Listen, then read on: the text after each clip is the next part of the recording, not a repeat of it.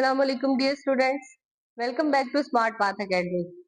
आज हम चैप्टर 4 का टॉपिक देखेंगे जिसमें हम डिफरेंट फेजेस को देखेंगे। यूकैरियोटिक सेल में डिफरेंट फेजेस प्रेजेंट हैं, वो किस तरह से वर्क करती हैं। प्रीवियस लेक्चर में हमने कौन कौन सी फेजेस पढ़ी थी? गैप 1 फेज पढ़ी थी, उसके बाद हमने एस फेज पढ़ी थी और इसके अलावा G2 फेज पढ़ी थी, गैप 2 फेज पढ़ा था। इस लेक्चर में हम देखेंगे कि G0 फेज क्या है और इसके अलावा ये सारी की सारी फेजेस जो है वो डायमेटिकली देखेंगे और उसके अलावा हम देखेंगे यूकैरियोटिक सेल में मेन फेजेस सारी की सारी कौन कौन सी होती है। तो लेट्स स्टार्ट। G0 फेज होती क्या है? G0 फेज हमने पढ़ा था कि सेल जो है वो जब डिवाइड होना स्टार्ट करता है तो अपने अंदर जो है वो कुछ चेंजेस लेके आता है, जिसमें प्रोटीन सिंथेसिस होती है, फिर उसके बाद जो है वो क्रोमोसोम जो है वो डुप्लीकेट होते हैं, फिर उसके बाद प्रोटीन सिंथेसिस होती है। तो यहाँ पे जो है वो क्या होता है, फिर उसके बाद सेल जो है वो डिवाइड होता है। तो G0 फेज बेसिकली है क्या कि बहुत सारे सेल जो है वो डिवाइड होना स्टॉप कर देते हैं और अपना फंक्शन जो उनका स्पेसिफिक फंक्शन होता है वो परफॉर्म करना स्टार्ट कर देते हैं। इसको क्या कहा जाता है? G0 फेज कहा जाता है।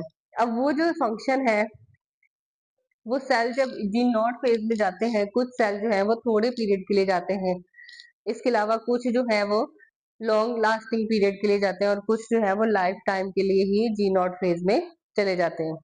अब इसमें होता क्या है, सबसे पहले न्यूरॉन्स, जैसे कि न्यूरॉन्स जो है वो G0 फेज इनडेफिनिट पीरियड के लिए शो करता है। फिर लीवर एंड किडनी सेल्स, इसमें जो है G0 फेज टेम्परेरी होती है। एपिथेलियल सेल्स जो है do not enter in G0 phase and continue to divide throughout life. G0 phase में दाखिल ही नहीं होता, ये क्या करता है थ्रू आउट द लाइफ अपने आप को डिवीजन स्टेज में ही रखता है, सेल जो है वो डिवाइड ही होते रहते हैं। फिर उसके बाद हम पहले ये देख लेते हैं कि मेन फेजेस यूकैरियोटिक सेल में होती कौन कौन सी है। तो सबसे पहले हमने प्रीवियस लेक्चर में भी पढ़ा था कि इंटरफेज होती है, जिसमें सेल जो है वो प्रिपेयर होता है, खुद को प्रिपेयर करता है किसके लिए? डिवीजन के लिए। तो उसमें क्या होता है, सेल साइज में ग्रो होता है, डीएनए रेप्लिकेट वगैरह होते हैं। अब उस इंटरफेज में डिफरेंट ये जो है ये स्टेजेस प्रेजेंट है, डिफरेंट टाइप्स प्रेजेंट है कि फर्स्ट फेज में क्या होगा, सेकंड में क्या होगा, थर्ड में क्या होगा। तो गैप 1 में क्या होता है, इंटरफेज के गैप 1 फेज में सेल जो है वो खुद को प्रिपेयर करता है, जिसमें प्रोटीन की सिंथेसिस होती है और कुछ एंजाइम जो है वो क्या करते हैं, वो रेगुलेट हो जाते हैं। फिर हमारे पास सिंथेसिस फेज आती है, जिसमें क्या करते हैं, डीएनए रेप्लिकेशन होती है और क्रोमोसोम जो है वो डुप्लीकेट हो जाते हैं, अपनी कॉपी तैयार कर लेते हैं। अब इनको हम इधर देखते हैं, ये देखें यहाँ पे जो है ये गैप 1 फेज, इसमें हमने क्या कहा है कि प्रोटीन सिंथेसिस होती है और एंजाइम बनते हैं, जिसमें सेंट्रियोल जो है वो क्या हो जाता है, वो डबल हो जाता है। ये गैप 1 फेज है। गैप 2 फेज में क्या होता है, क्रोमोसोम डुप्लीकेट हो जाते हैं। तो ये देखें यहाँ पे क्या है, सिंगल है और यहाँ पे क्या है, अपनी डुप्लीकेशन तैयार कर लेता है। जो करैक्टर इसके हैं वही इसके किस सेकेंड डुप्लीकेट क्रोमोसोम के हैं। फिर हमारे पास गैप 2 फेज आ जाती है। अब इसमें गैप 2 फेज में क्या होगा कि सेल जो है खुद को दोबारा से प्रिपेयर करेगा कि अगर इसके अंदर कोई डिफेक्ट आ गया है या डीएनए जो है वो कहीं से रप्चर हो गया है तो उसको दोबारा से रिपेयर कर लिया जाए, डैमेज को रिपेयर कर लिया जाए। फिर हमारे पास G0 फेज आती है। अब इसके बाद क्या होता है कि सेल की डिवीजन जो है वो क्या हो जाती है, स्टॉप हो जाती है किसी सेल्स में। किसी सेल, कोई जो ऐसे सेल है वो इस डिवीजन के बाद क्या करते हैं, through out the life G0 phase में दाखिल ही नहीं होते, ये क्या करते हैं, अपने आप को किस में रखते हैं, डिवीजन फेज में ही रखते हैं।